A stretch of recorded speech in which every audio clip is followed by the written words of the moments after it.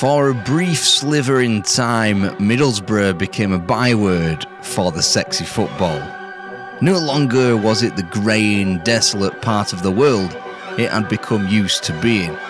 All it took was a white feather, a little fella, a homesick Brazilian, 2 enormous cup campaigns and an owner with a rampant ambition. This is the story of Middlesbrough in the 1996-97 season, and I would argue it is one of the most batshit insane stories you're ever likely to hear. They were bizarre, they were brilliant, and most importantly, they were the Boro.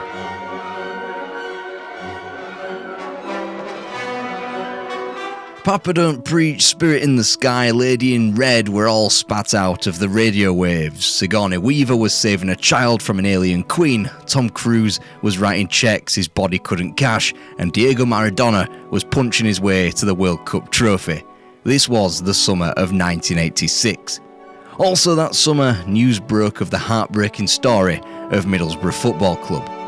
Boro had failed to pay their players on time throughout the latter part of the 1985-86 season, suffered relegation to the third tier for only the second time in their history, and were now staring into the oblivion of liquidation.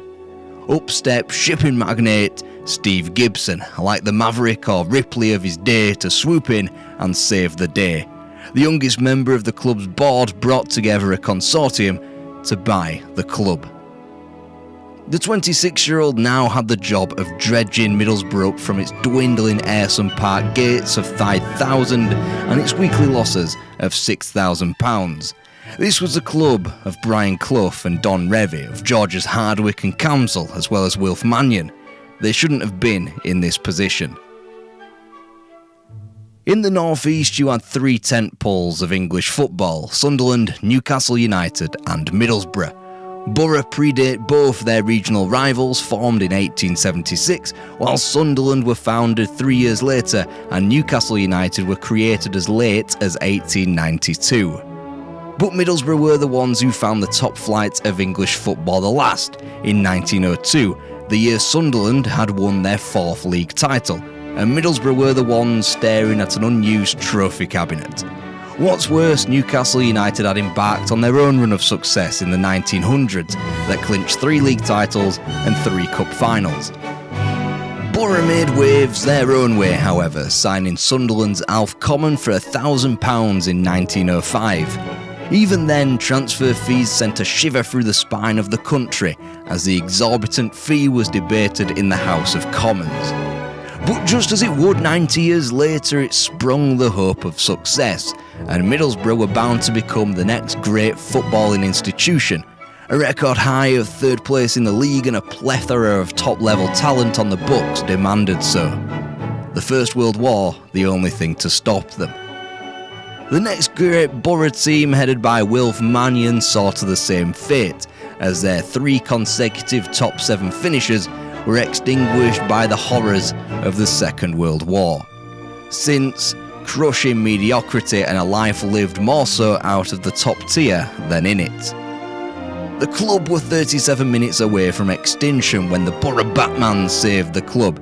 Steve Gibson's Robin would ultimately be Bruce Rioch, the mastermind of successive promotions who initially coached the club without pay in the most difficult of times.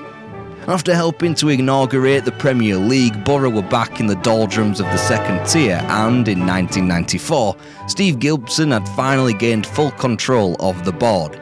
He had the sole task of appointing a new manager. This is where the ambitious part of Steve Gibson went into overdrive. He knew the club and its dour outlook on life, but crucially, he saw the potential. They sat firmly between 2 footballing hotbeds of the northeast of England and West Yorkshire, and the demand from supporters was certainly in abundance, yet it remained untapped. They were housed in what is now the Championship, with the club merely a placeholder for existence when Brian Robson left the security of his Manchester United playing career to be named the player manager of Middlesbrough.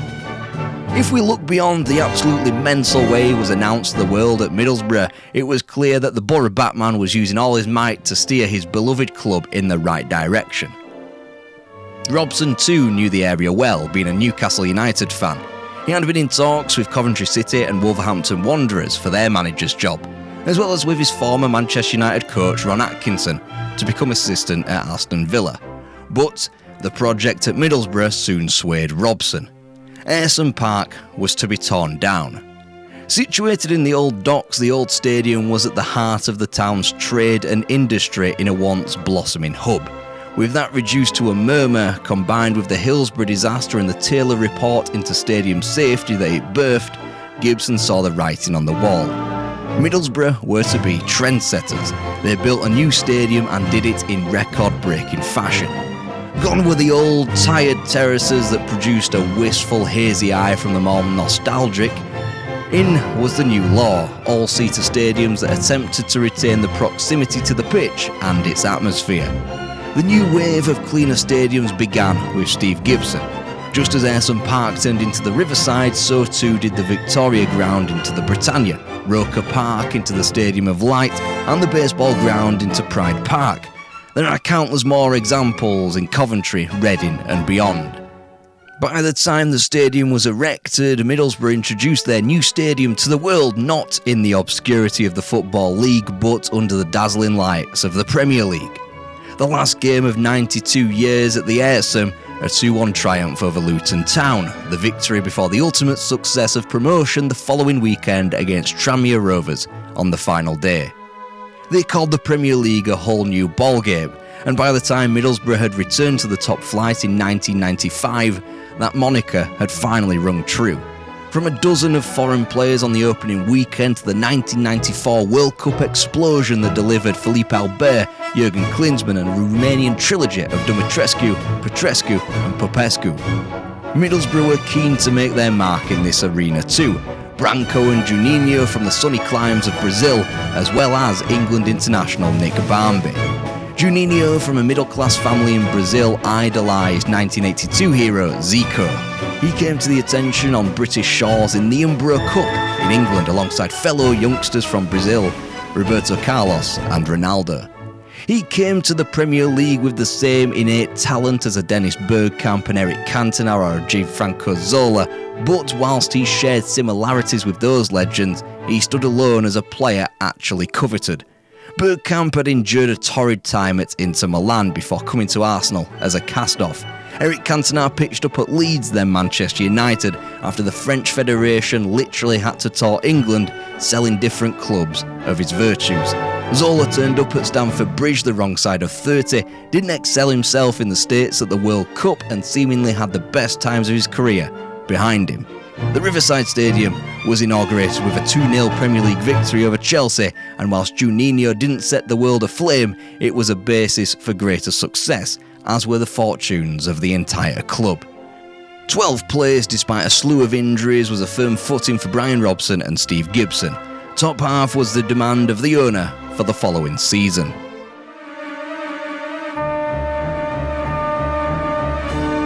The last time Fabrizio Ravanelli stepped onto a football field for a competitive match, he was pulling the shirt over his head in celebration in a Champions League final.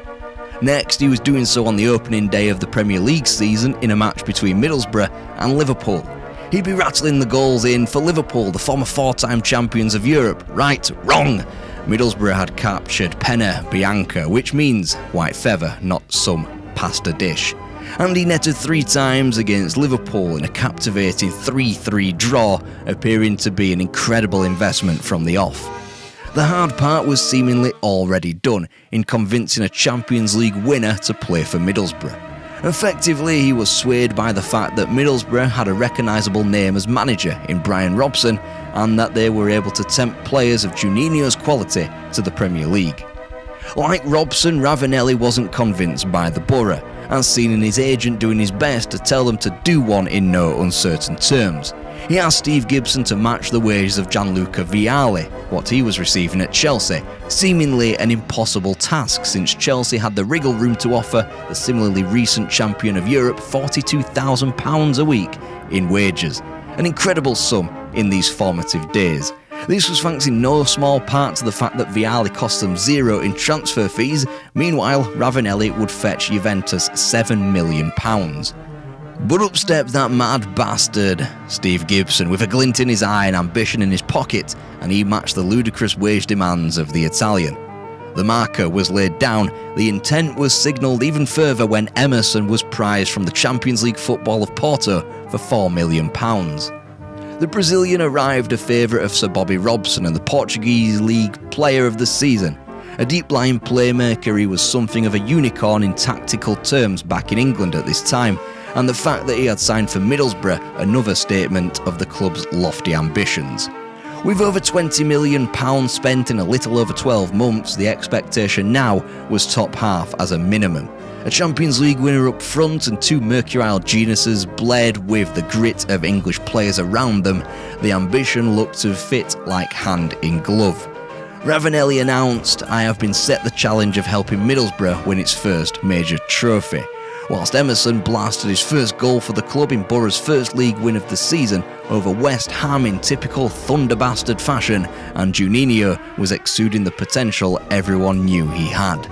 3 chaotic but winless games started Boro's season, which belied their true beauty, but 3 wins on the spin to follow that was viewed as a far more accurate representation. 10 goals were put beyond the likes of West Ham, Coventry and Everton. This was Boro's place, it seemed.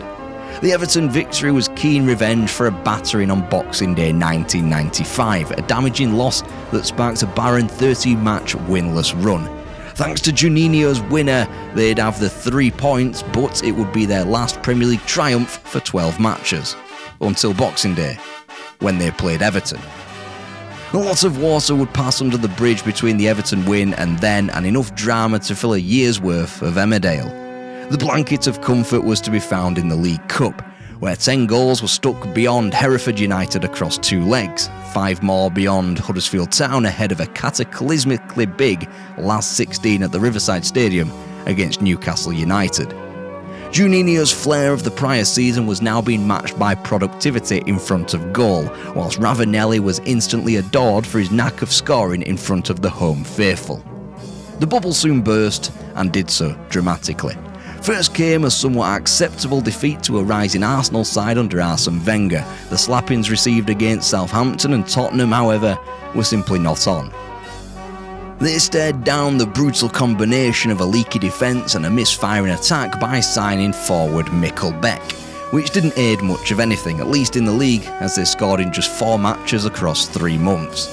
Then came the sale of Nick Barmby to Everton for £5.75 million, a measure solely of the player's quality and not of Boro's sudden drop-off in stature or ambition. Barmby was sold exactly because the club still carried ambition that a decrease in form wasn't about to deter. The Englishman had struggled to fit into the team since Juninho's arrival, and with the Brazilian soaring to incredible heights, the smart money was on transferring the Englishman for a healthy fee. And they didn't miss him. Boro were equal parts scintillating going forward as they were utterly garbage in defence. This didn't seem to be addressed when Robson, who had played a back 3 for the majority of his time in the top flight, reverted to a more traditional back 4. As spooky season reared into view, this was an immense gamble on the talent of Juninho, who could now operate solely in a number 10 position, with Emerson theoretically afforded more protection in midfield and greater width higher up the pitch. In theory anyway. Whilst it was true that Middlesbrough restricted the opposition to fewer goals and even went to the incredible lengths of keeping 2 clean sheets at home to Wimbledon in October and Leeds in December, this was how low the bar had been set. Captain and defensive talisman Nigel Pearson had barely held a deficient defence together, but he would sit on the shelf after a horrific neck injury kept him out of the game for 4 months. Like the prior season, Boro stared down into a mass injury oblivion. The perfect time then for one of your star players to literally go missing. Emerson would score what was quickly becoming a trademark belter against Sunderland in October, but then he went missing for weeks. Whilst he wasn't solely to blame for Middlesbrough's drastic decrease from the safety of top half to the threat of relegation, it was true that a lack of drive had become apparent with his gaping hole in midfield. Fellow Brazilian Branco was sold in October thanks to a lack of game time from a fullback berth, which only exacerbated Emerson's homesickness. Whilst Juninho had the comfort of lifting his entire family and shipping them to Middlesbrough, Emerson now had just himself and his 21-year-old wife, who was herself struggling to settle in the northeast of England. With allegations of Barcelona's tapping up of the Brazilian player landing like the proverbial devil on the shoulder of Emerson, it could do nothing but exacerbate the mental state of the midfielder. After a deadline for his return was set by Brian Robson after the November international break and was subsequently missed, Emerson's exit appeared on the horizon. But there he was in the fresh hell of the Riverside Cauldron for a momentous League Cup victory over Newcastle United. Few had given Boro any chance given the divergence of their form and the vengeful Magpies who had swatted champions Manchester United aside 5-0 earlier in the month. Respite was never permanent in these early months of the season for Middlesbrough. Just as quickly as Emerson trotted back onto the pitch to deliver Boro a first win in 12 matches, he'd fuck back off again. Craig Hignett did star in his place, offering somewhat of a positive, only for that to be benched by Juninho's injury problems throughout the winter. His match-winning actions against Newcastle United, his last meaningful ones before Christmas. By that point, however, Middlesbrough's world was being turned upside down.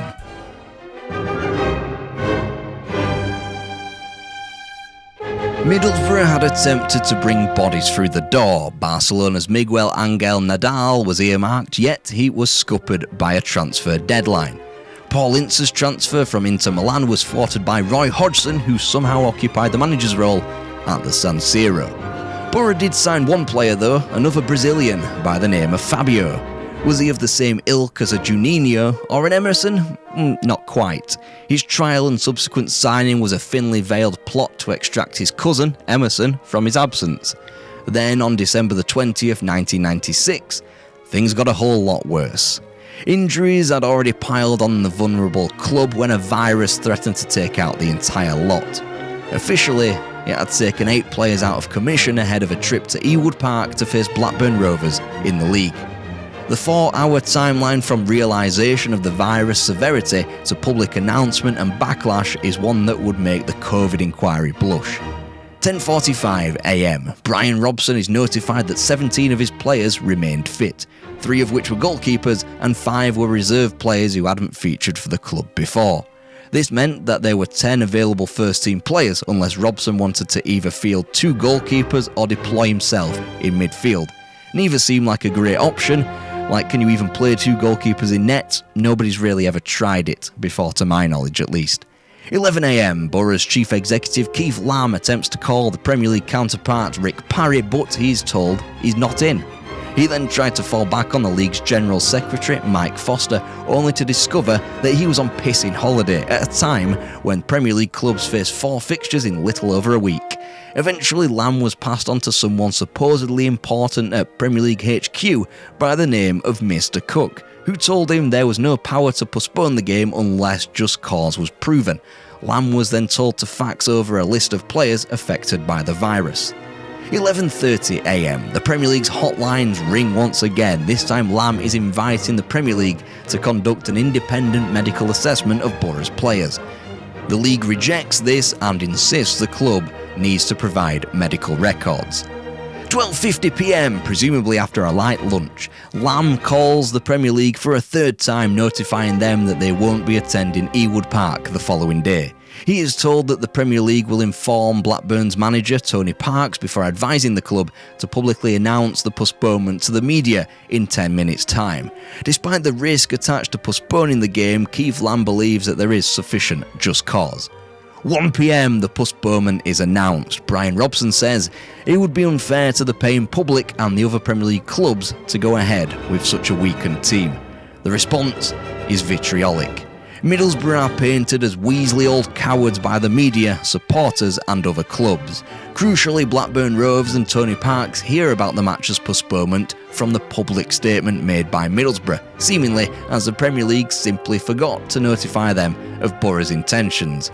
The league then field a call from a severely pissed off Tony Parks, and the Premier League declare that this is the first time that they have heard of a potential postponement. Later that day, a more senior official than the mysterious Mr. Cook rings Middlesbrough. For some reason, whilst all this shit was hitting the fan, he was enjoying a lovely little 18 holes at the local golf course. He notifies them that the match can't be called off, but it is also too late to reverse the decision.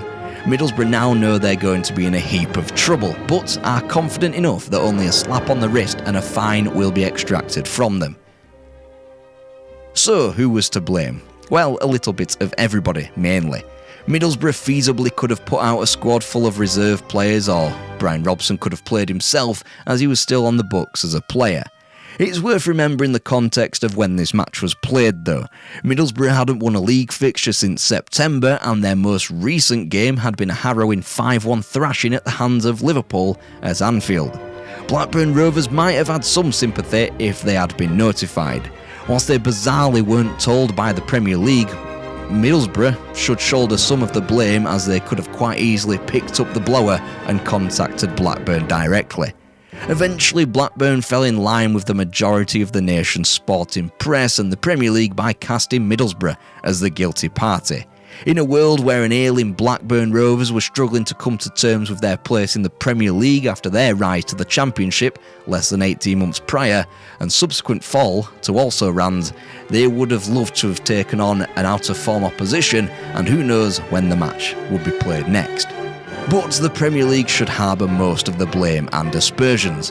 Why are they acting in a two-bit manner, completely at odds with their standing in the game as a governing body and league organiser? Why are key individuals taking holidays during the busiest time of the season?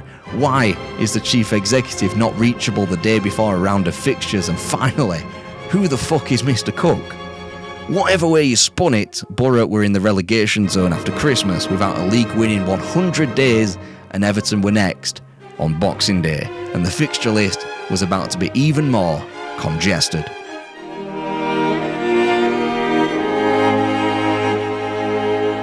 Boxing Day, Everton. The more things changed, the more they stayed the same. Thankfully for Brian Robson and the Boro, Juninho was declared fit for the visit of the Toffees, and Emerson was back in the saddle. Together they stole the show as Everton came unstuck in a 4-2 defeat.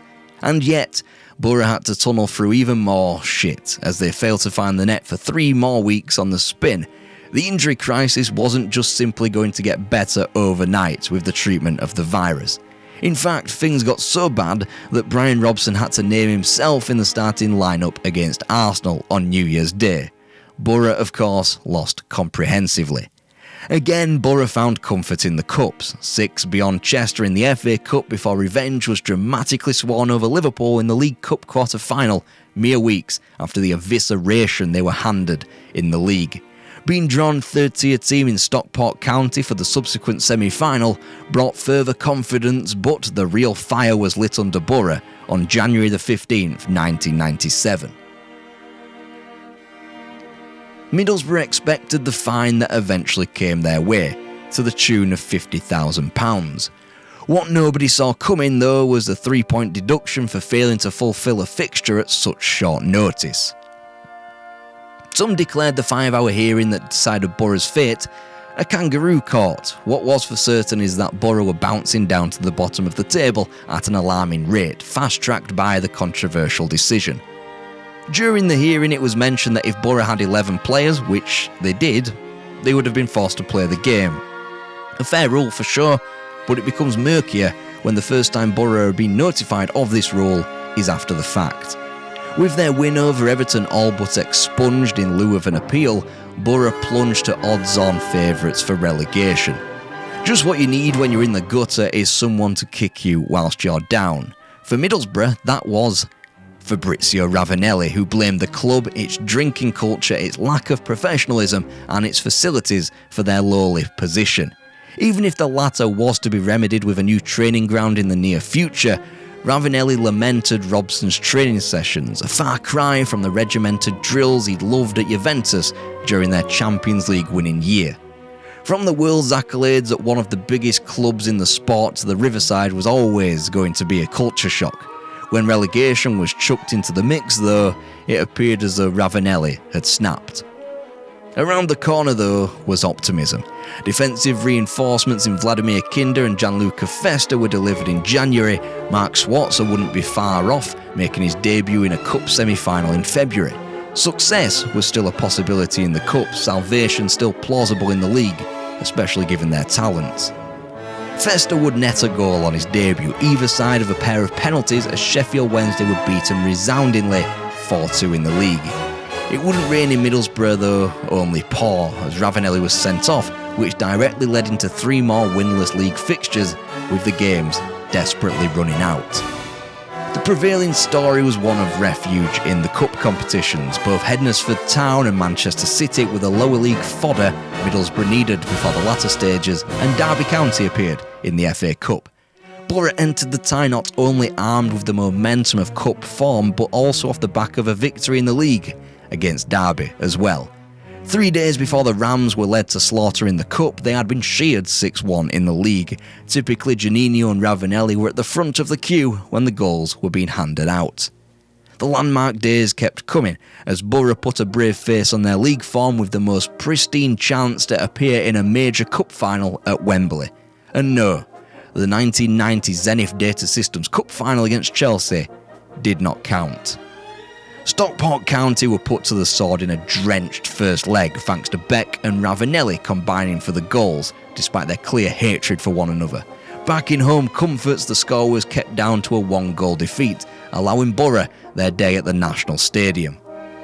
Being that Wembley is in the capital, it makes sense for Middlesbrough's days out in London to appear like the proverbial London buses. 121 years in existence without a major cup final looked likely in becoming 2 in the space of a month, when they were handed more third-tier semi-final opposition in the shape of Chesterfield. What's more, those that occupied the Premier League's top 4 in Manchester United, Newcastle United, Liverpool and Arsenal had all bowed out of the competition. The FA Cup seemingly was Boro's to win. Meanwhile, the League Cup final against Leicester City also appeared ripe for success. This imbued a fresh energy into Middlesbrough. Juninho scored in 3 successive league games, in which the Boro prevailed in all 3 against final opponents Leicester, as well as Blackburn and Chelsea, in approach to a momentous April. A disappointing draw at home to Nottingham Forest preceded the biggest day in Middlesbrough's season. It occurred off the pitch and at the appeal hearing into the club's points deduction. Despite hiring George Carman QC at £10,000 per day, Boro lost their appeal. In a desperate act of juxtaposition, Brian Robson was named Manager of the Month later that day. Boro had 7 games to save their Premier League skin, and only 2 of which were at home. At least now, though, they knew where they stood, and they were still knee-deep in shit, even if recent form kept them above the dotted line. An international break preceded the League Cup final. Wembley had seen a nondescript 2-0 friendly win by England over Mexico, with goals from Teddy Sheringham and Robbie Fowler. 7 days later, Wembley would be far tenser. In tearing Leicester apart at Filbert Street 2 weeks prior, Boro and Juninho made a rod for their own back, as Pontus Kamark, in nearly nominative determinism fashion, man-marked Juninho and nullified his threat at Wembley. Despite the hatchet job performed on the Brazilian, a player of his quality needs just one opportunity, and in extra time that's exactly what he received. He crossed for Ravanelli, the perfect combination to seemingly deliver Middlesbrough's first major trophy. Then those Ravanelli whispers of unprofessionalism could be heard. Boro could have closed the game out. Instead, they went for the kill of a second goal. Emil Heskey's late leveller forced a Hillsborough replay in 10 days' time. Boro should have known if they would be back at Wembley in the meantime, though, had it not been for a Vladimir Kinda red card and Chesterfield taking a 2-goal lead thanks to a Sean Dyche Brexit penalty. In the end, Boro were thankful to take the game to a replay, which kept them alive in the Cup. It could serve to kill their status, though, in the Premier League. The crippling of fixture congestion, though, wouldn't be too far around the corner.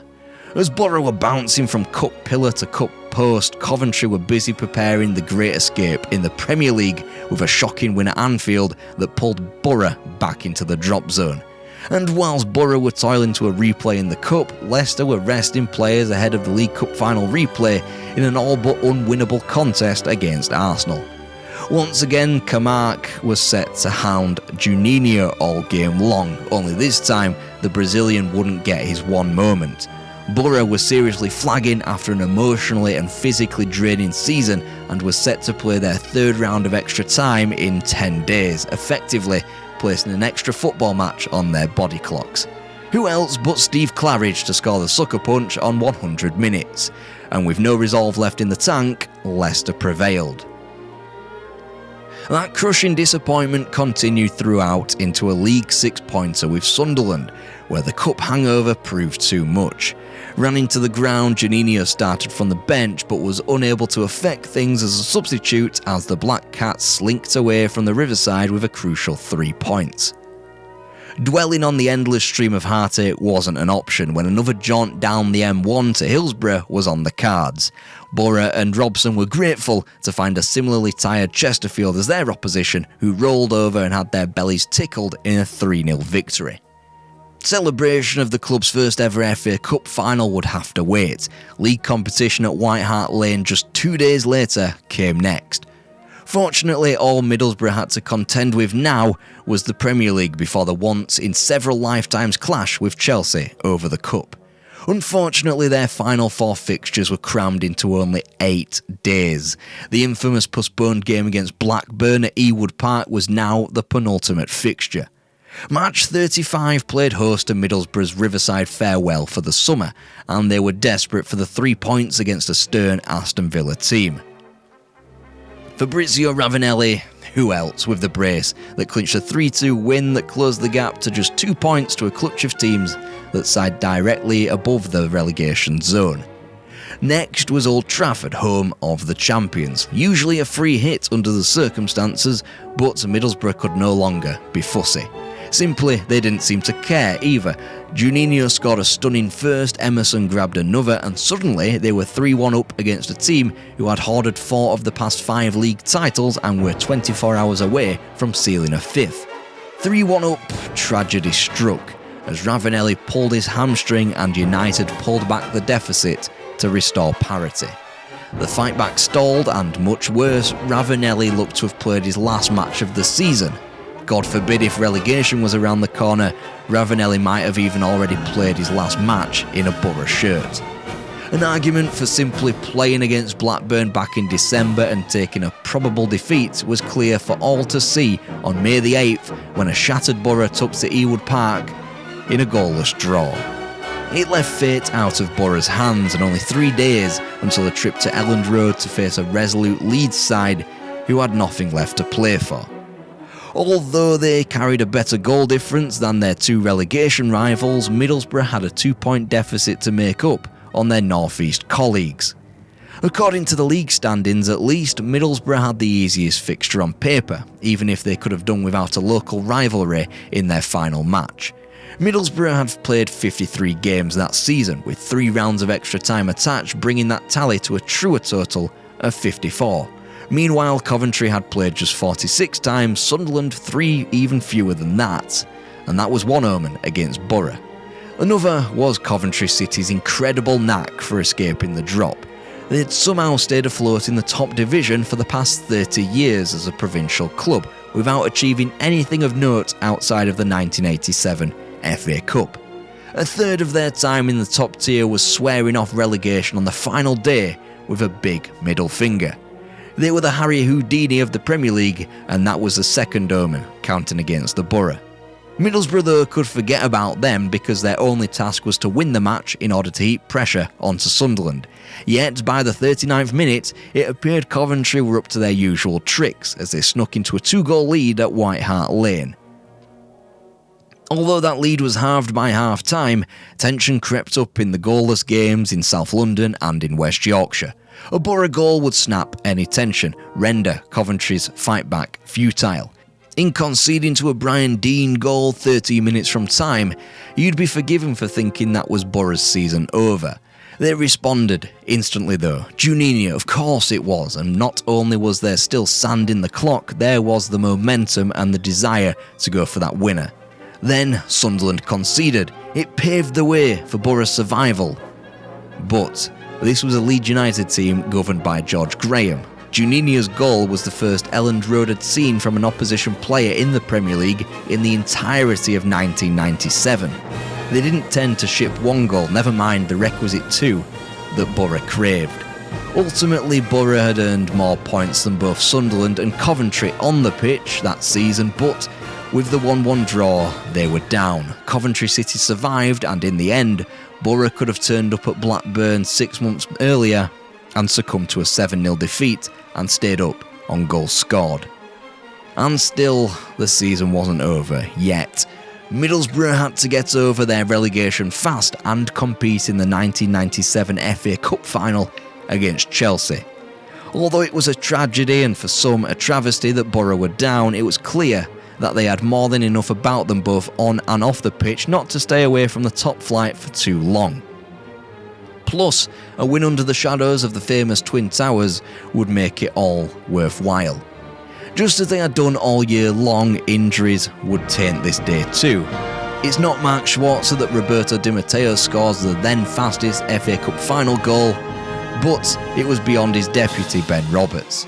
It's not Fabrizio Ravanelli finishing the match either, as the gamble of his availability after the hamstring injury was misjudged as early as the 24th minute when he hobbled off.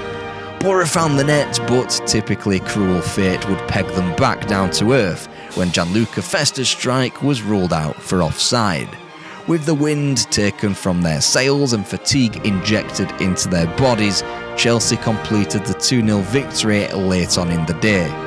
For them, it was a quarter-of-a-century odyssey to win a trophy, with players who had experienced the pain of a defeat in a cup final 3 years prior. For Boro, it was an exercise in walking away empty-handed from one of the most bizarre seasons that has ever been.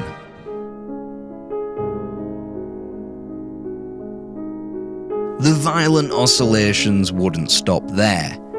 Middlesbrough existed in the First Division under the glorious defeat of the prior season, but they weren't able to count on the Premier League Player of the Year, Juninho, who quite rightly deserved to play at the highest echelons of the game and was signed by Atletico Madrid for £12 million.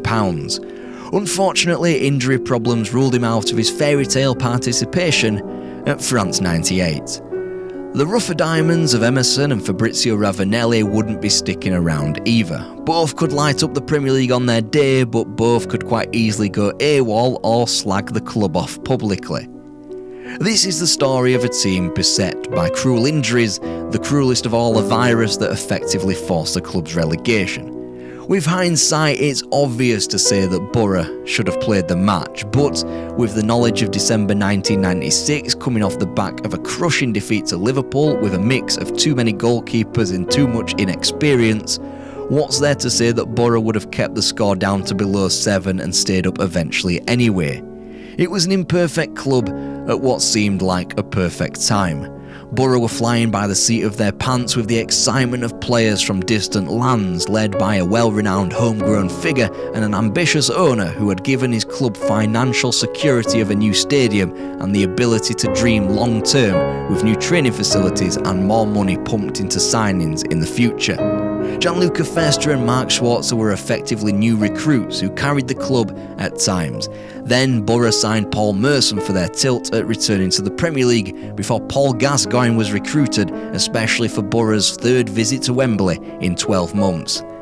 Third time unlucky though, as Chelsea defeated Boro 2-0 again, this time in extra time in the 1998 League Cup final. But the club rebounded back to the Premier League for their third stint in the division. And that is a story for next week.